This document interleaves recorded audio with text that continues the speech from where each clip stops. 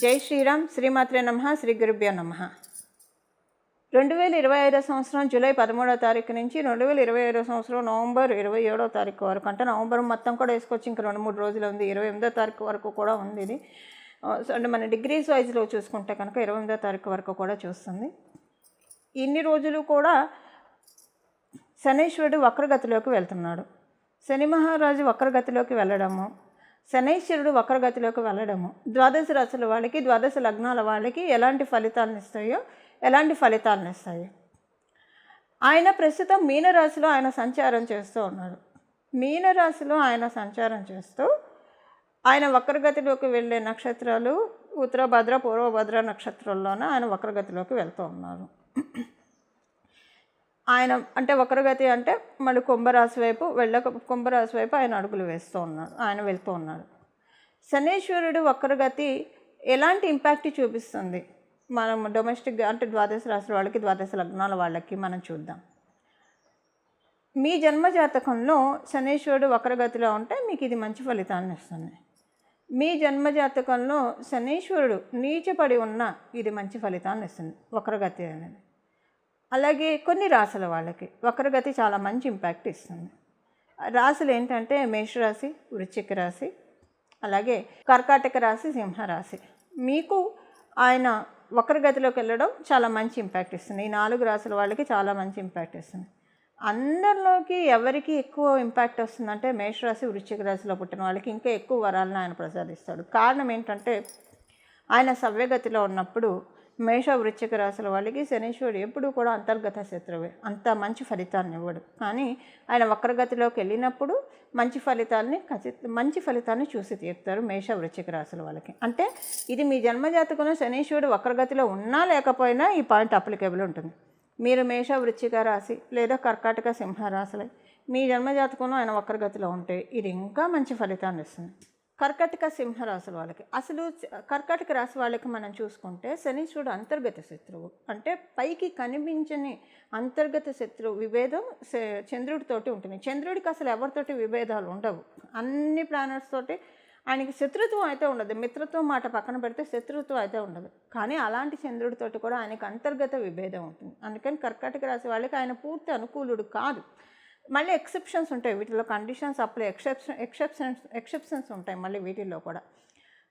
సింహరాశి వాళ్ళకు చూస్తే సింహరాశికి అధిపతి సూర్యనారాయణ మూర్తి, ఆయన తండ్రే. కానీ ఆయన తండ్రితోటి ఎప్పుడు ఈయనకి విభేదమే, అంత సరిపడదు. మళ్ళీ సూర్యనారాయణ మూర్తికి శనీశ్వరుడు అంటే ఎలాంటి విభేదాలు లేవు. కానీ శనీశ్వరుడికి సూర్యనారాయణ మూర్తి అంటే వాళ్ళ తల్లిగారికి జరిగిన అన్యాయం, ఆయనకి కొంత సూర్యనారాయణ మూర్తితో విభేదం ఉంటుంది. అందుకని కర్కాటక, సింహరాశుల వాళ్ళకి కూడా కొంత శనీశ్వరుడు యొక్క వక్రగతి ఎప్పుడైనా బాగా కలిసి వస్తుంది. ఈ 4 రాశుల వాళ్ళకి బాగా కలిసి వస్తాయి. ఈ 4 రాశుల్లో కూడా టాప్ మోస్ట్ అంటే మేష, వృశ్చికనే, వీళ్ళిద్దరికీ బాగా కలిసి వస్తుంది శనీశ్వరుడు యొక్క వక్రగతి సంచారము. ఇప్పుడు శనీశ్వరుడు యొక్క వక్రగతి సంచారం మీ జన్మజాతకంలో కనుక శనీశ్వరుడు వక్రగతిలో ఉంటే మీరు ఈ రాశిలో పుట్టకపోయినా మీకు బాగుంటుంది. ఎందుకంటే ఎప్పుడు ఆయన వక్రంలో వచ్చినా మీకు మంచి ఫలితాలనే ఇస్తారు. మీరు ఏ రాశి, ఏ లగ్నమైనా ఇది మంచి ఫలితాలనే ఇస్తుంది. దాంతోపాటు శనీశ్వరుడు కనుక ఎవరికైనా నీచులో ఉంటాయి, అంటే మేషరాశిలో ఉంటాయి, అప్పుడు కూడా మీకు ఏ రాశుల్లో పుట్టినా మీకు ఇది కలిసి వస్తుంది, బాగుంటుంది. ఇప్పుడు ఏంటంటే శనీశ్వరుడు యొక్క వక్రగతి ఎలాంటి ఫలితాన్ని ఇస్తుంది ద్వాదశ రాశుల వాళ్ళకి, ద్వాదశ లగ్నాల వాళ్ళకి, దానికి సంబంధించిన పరిహారం ఏం చేసుకోవాలి, ఇవన్నీ మనం ఇప్పుడు చూద్దాం. మకర రాశి, మకర లగ్నంలో పుట్టిన వాళ్ళకి మీ రాష్ట్రాధిపతి వక్రంలో ఉన్నాడు.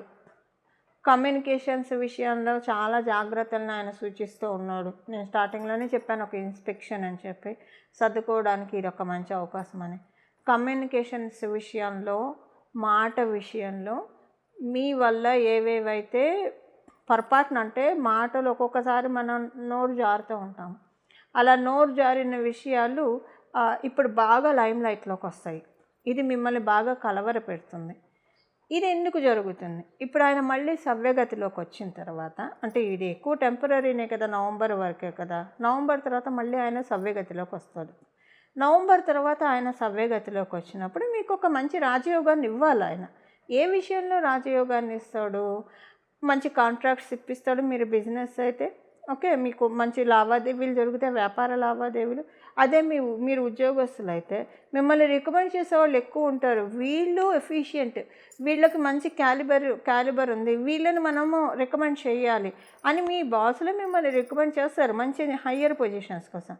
మరి అవన్నీ చేయాలంటే ఇక్కడ మీకు అంటే దానికి డిజర్వెన్స్ ఉంటేనే మీకు చేయగలుగుతారు. దానికి డిజర్వెన్స్ లేకపోతే కొంచెం ఇక్కడ టెస్టింగ్ పీరియడ్ ఉంటుంది. అంటే మకర రాశి మకర లగ్నంలో పుట్టిన వాళ్ళకి ఈ టెస్టింగ్స్ వెళ్తాయి. ఎందుకంటే ఆయన ఇవేం టెస్టింగ్స్ లేకుండా కూడా మీకు ఇవ్వగలుగుతాడండి. ఎందుకంటే మీ రాష్ట్రాధిపతి కాబట్టి.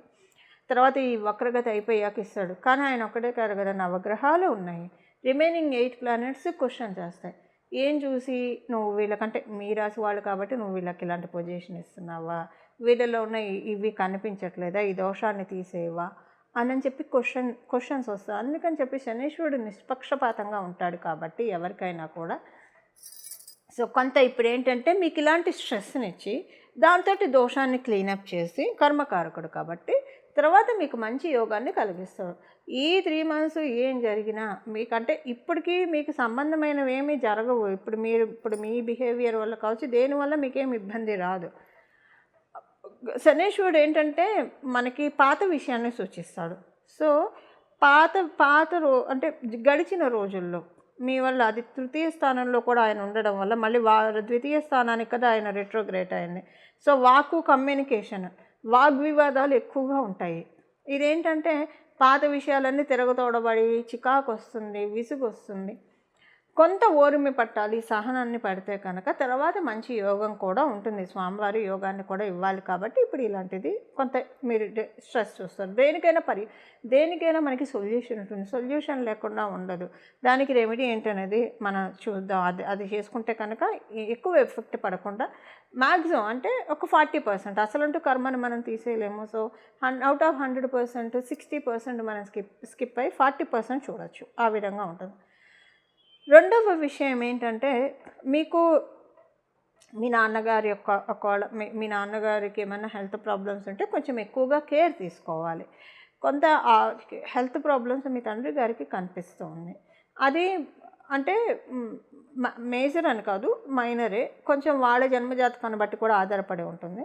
అయితే మీకు బయోలాజికల్ ఫాదర్ లేకపోతే తండ్రి సమానమైన వారికి, ఒకవేళ అలా కూడా మాకెవరు తండ్రి సమానమైన వారు లేరు అంటే ఏదైనా ఒక విషయము అంటే ఇది జరిగితే బాగుండు అని మీరు అనుకుంటున్నారు, అది కొంచెం పోస్ట్పోన్ అవుతుంది. వీటిలో ఏదైనా ఉంటుంది. బట్ ఏదైనా శనీశ్వరుడు వక్రగతి తర్వాత సవ్యగతికి వచ్చి మీకు బ్లెస్సింగ్స్ ఇవ్వడానికే కొంత ఇలాంటివన్నీ జరుగుతూ ఉంటాయి. మీకు ఇలాంటివన్నీ జరుగుతాయి.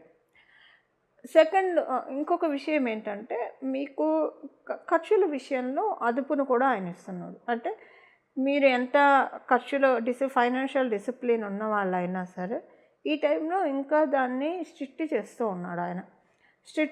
ఉన్నాడు. మీరు ఎక్కువగా అంటే ఎక్కువ డబ్బులు ఖర్చు పెట్టకుండా దాచుకునే ఛాన్స్ కూడా ఆయన మీకు ప్రసాదిస్తూ ఉన్నాడు. ఆయన తృతీయ స్థానంలో ఉన్నాడు కాబట్టి తర్వాత ఆయన తృతీయ స్థానం చాలా మంచి. ఇది పిల్లల పరంగా మీకు బాగుంటుంది, పిల్లల పరంగా మనశ్శాంతి ఉంటుంది, మీ పిల్లల ఎదుగుదల పురోభివృద్ధి మీకు ఆనందాన్ని కలిగిస్తుంది. ఏది ఎలా ఉన్నా సరే మానసికంగా బెంబేలెత్తకుండా మటుకు శనీశ్వరుడు మిమ్మల్ని రక్షిస్తూ ఉన్నాడు. అంటే ఏదో పెద్ద ప్రాబ్లమ్స్ ఉన్నాయని కాదు, ఉన్న చిన్నవి. ఎందుకంటే మకర రాశి వాళ్ళకి కొంత ఉన్న చిన్నవి వాటి నుంచి మీరు ఇబ్బంది పడి, ఎందుకంటే ఇప్పుడు గురుబలం కూడా లేదు. గోచరాన్ని గురు భగవానుడు షష్ఠ స్థానంలో సంచారం చేస్తూ ఉన్నాడు కాబట్టి ఒకటేసారి ఈ రెండు జరగడం వల్ల కొంచెం ఏంటంటే అన్కండిషనల్ సిచ్యువేషన్స్ వస్తున్నాయా, ఏది ఎటుపోతుంది, దేనికి దారితీస్తుంది ఏం అర్థం కాదనమాట. సో అంతర్మదనం ఎక్కువగా ఉంటుంది. సింపుల్గా చెప్పాలంటే ఈ అంతర్మదనానికి దూరంగా ఉండి భగవంతుడితోటి మదనానికి దగ్గరగా మనసును పెట్టుకుంటే కనుక ఎలాంటి ఇబ్బంది ఉండదు. దీనికోసం చేసుకోవాల్సిన పరిహారం మనం ఇప్పుడు చూద్దాం. ఇప్పుడు ఏం పరిహారం చేసుకోవడం వల్ల శనీశ్వరుడు వక్రగతి సంచారము ఇంకా మంచి ఫలితాన్ని ఇస్తుంది అంటే ఇబ్బందులు పెట్టకుండా ఉంటుంది, ఇబ్బందులు కలిగించే వాళ్ళకి, అలాగే సత్ఫలితాన్ని ఇచ్చే వాళ్ళకి ఇంకా మనం పెంపొందించుకోవడానికి ఏ రకమైన రెమెడీ చేసుకోవాలి ఇప్పుడు మనం చూద్దాం. మొదట ప్రాక్టికల్ రెమెడీ ఒకటి చెప్తాను. మీరు కనుక కొంతమందికి చాలామందికి అలవాటు ఏముంటుందంటే చెప్పులు బోళ్ళని కొని పెడుతూనే ఉంటారు, ఏవి వాడరు. 10 జతలు, 20 జతలు, 30 జతలు అలా ఉంటూనే ఉంటాయి. వాళ్ళు అంటే ఒక షాపు, మినీ షాపు వీళ్ళ ఇంట్లో ఉందా అని అనిపిస్తుంది. అన్నీ ఉంటే వాటిల్లో మీరు వేసుకొని ఏమన్నా ఉంటే తీసి ఎవరికైనా ఇచ్చేసేసేయండి. చెప్పులను అలా బోల్డ్ అని పెట్టుకోవడం వల్ల మీకు తెలియకుండానే మీరు ఏం చేస్తున్నారంటే నెగిటివ్ ఎనర్జీస్ని మీరు అన్ఫ్రీజ్ చేస్తున్నారు, పాజిటివ్ ఎనర్జీస్ని మీరు ఫ్రీజ్ చేస్తున్నారు. ఇలా పెట్టుకునే కోవలో మీరు ఉంటే దయచేసి తీసేసేయండి. ఎన్ని తీయగలిగితే అన్ని తీయండి. కొన్ని ఉంచుకోండి, మీకు కావాల్సినవి తీసేసేయండి. దరిద్రం పోగొట్టేసుకోండి మీరు. దరిద్రం అంటే డబ్బులనే కాదండి. కొంతమందికి దరిద్రం అంటే డబ్బులు, కొంతమందికి దరిద్రం అంటే ఆరోగ్యం లేకపోవడం, ఒక అనారోగ్యం ఒక దరిద్రం, అలాగే మానసిక ప్రశాంతత లేకపోవడం ఒక దరిద్రం, పిల్లలు చెప్పిన మాట వినకపోవడం, ఇలా రకరకాలుగా ఉంటుంది. అవన్నీ మీరు చక్కగా వాష్ ఆఫ్ చేసుకోండి, మీ చేతులను కడిగేసేసేయండి, నన్ను పెట్టుకోకండి. ఇప్పుడు ఎందుకంటే మీనరాశిలో అంటే మీనరాశి మన పాదాలను సూచిస్తుంది, పాద రక్షణను సూచిస్తుంది. అక్కడ శనేశ్వరుడు వక్రగతిలోకి వెళ్తూ మనందరికీ ఒక అవకాశాన్ని ఇస్తున్నాడు. పిల్లలు మీరు కొన్ని విషయాలు కరెక్ట్ చేసుకోండి. కరెక్ట్ చేసుకుంటే మళ్ళీ ఆయన సవ్యగతిలోకి వచ్చినప్పుడు మనకి మీరు ఏలినాటి శనిలో ఉన్న, అష్టమ శనిలో ఉన్న, అర్ధాష్టమ శనిలో ఉన్న, లేదంటే కంటక శనిలో ఉన్న, శనీశ్వరుడు మీకు అనుకూలం అయినా కాకపోయినా శనీశ్వరుడు మహాదశలో ఉన్న మంచి ఫలితాన్ని నేను మీకు ఇస్తానని ఒక అవకాశాన్ని మనకు అందరికీ అందిస్తున్నాం. అందువల్ల తీసేసేయండి. మాకు అసలు అన్ని చెప్పులు లేవండి, అన్ని చెప్పుల జతలు లేవు, ఒక 2 ఉన్నాయంటే ఉంచుకోవచ్చు. అయితే ఆ రెండిట్లో కొంతమందికి ఏం అలవాటు అంటే అసలు చెప్పులు మార్చరు. 5-6 సంవత్సరాలైనా ఒకటే చెప్పుల్ని కంటిన్యూ అవుతూ ఉంటారు. ఈ కోవలో మీరు చెందితే ఇప్పుడు మీరు మార్చుకోండి. దయచేసి వాటిని అవతల అంటే మీ దగ్గర కండిషన్స్ మీరు తీయగలిగి కొనుక్కోగలిగితే కొత్త చెప్పులను కొనుక్కోండి. ఎందుకంటే అలాగా ఒకటే చెప్పులు పాదరక్షణ మీరు కంటిన్యూ చేస్తూ ఉంటే ఎనర్జీస్ అన్నీ కూడా మిస్బ్యాలెన్స్ అవుతాయి, నెగిటివ్ ఎనర్జీస్ దాడి చేస్తూ ఉంటాయి. ఇప్పుడు రైట్ టైం, మీరు చెప్పులు మార్చుకోండి. అంటే మీకు ఎంతవరకు మీరు ఎఫర్ట్ చేయగలుగుతారో అంత పెట్టి కొత్తవి కొనుక్కోవడానికి ప్రయత్నించండి. ఓ పడేసేసేయండి. లేదు మీరు అది మేము చేయలేమో అని మీరు అనుకుంటే కనీసం గుడి చుట్టూ వెళ్ళి ప్రదక్షిణాలు చేయండి. రోజు 11 ప్రదక్షిణాలు ఏదైనా గుడి చుట్టూ వెళ్ళి ఈ శనీశ్వరుడు వక్రగతిలో ఉన్నప్పుడు మీరు చేయండి. అంటే చెప్పులు కొనుక్కునే స్తోమత లేదు అంటే అలా ఎవరు ఉండరు. ఒకవేళ అలా ఉన్న కోవలో మీరు ఉంటే చెప్పులు ఉంచుకోండి. మీరు దానికి ప్రతిగా ఇలాగ 11 ప్రదక్షిణాలు, 21 ప్రదక్షిణాలు రోజు మీ ఇంటి దగ్గర ఉన్న గుడికి వెళ్ళి చేసిరండి. అది ఏ గుడి అయినా పర్వాలేదు. ఇది అంటే ఎప్పటి నుంచి జూలై 13 నుంచి నవంబర్ 27 వరకు చేయాలి. లేదు చెప్పులు కొత్త జతలు కొనుక్కుంటా అంటే కొనుక్కోవచ్చు. ఇది చెప్పుల విషయంలో ప్రాక్టికల్ రెమెడీ, ఇది ఆచరించాల్సిన రెమెడీ. అలాగే ఇంకా మనము వేరే రెమెడీ మనం ఇప్పుడు చూద్దాం. మీ ఇంట్లో ఉన్న ఈ ఏమంటారు కొన్ని పాతవి సామాన్లు, స్టీల్ సామాన్లు క్రాక్స్ వచ్చినవి. కొంతమందికి కంచం ఎలా ఉంటుందంటే తింటుంటే టక్ టక్ టక్ టక్ అని సౌండ్ వస్తుంటుంది. అలా తినేప్పుడు సౌండ్ రాకూడదు. అలాంటి కంచంలో మీరు తింటుంటే ఇప్పుడు మార్చండి దాన్ని. అలాగే సామాన్లు బాగా ఏమంటారు క్రాక్స్ వచ్చినవి ఏమైనా ఉంటాయి, అవి తీసేసేయండి, వేరే వాడుకోవడానికి ప్రయత్నించండి. సో అంటే మీకు అవకాశం ఉంటేనే ఇవి చేయండి. ఎందుకంటే స్టీల్స్ శనీశ్వరుడు అధీనంలో ఉంటుంది. మీరు తీసేయగలిగితే పాడేసి కొత్తవి రీప్లేస్ చేయగలిగితే రీప్లేస్ చేయండి. లేదు అవి పడేసినా మాకు ఇబ్బంది ఏం లేదు, మా ఇంట్లో ఇంకా బోలెడు సామాన్లు ఉన్నాయంటే అవి తీసేసేయండి. తీసేసేయండి. కొంచెం మంచి ఎనర్జీస్ రీటైన్ చేయగలుగుతారు. లేదు తీయలేమని అనుకుంటే ఇక కంటిన్యూ చేయండి. మీరు భగవన్ నామస్మరణ చేసుకుంటూ ఆహారాన్ని తీసుకోవడానికి ప్రయత్నించండి. అమృతమస్తు మంగళమస్తు, అమృతమస్తు మంగళమస్తు, అమృతమస్తు మంగళమస్తు అనుకుంటూ మీరు ప్రతిరోజు ఏ ఆహారం తీసుకున్నా అలా తీసుకోండి. ఇది ప్రాక్టికల్ రెమెడీ, శనీశ్వరుడి కోసం చేయాల్సిన ప్రాక్టికల్ రెమెడీ. అలాగే ఇప్పుడు శనీశ్వరుడి కోసం చేయాల్సిన స్పిరిచువల్ రెమెడీ మనం ఇప్పుడు చూద్దాం. ఆధ్యాత్మికంగా ఏం పరిహారం చేయాలి అది ఇప్పుడు మనం చూద్దాం.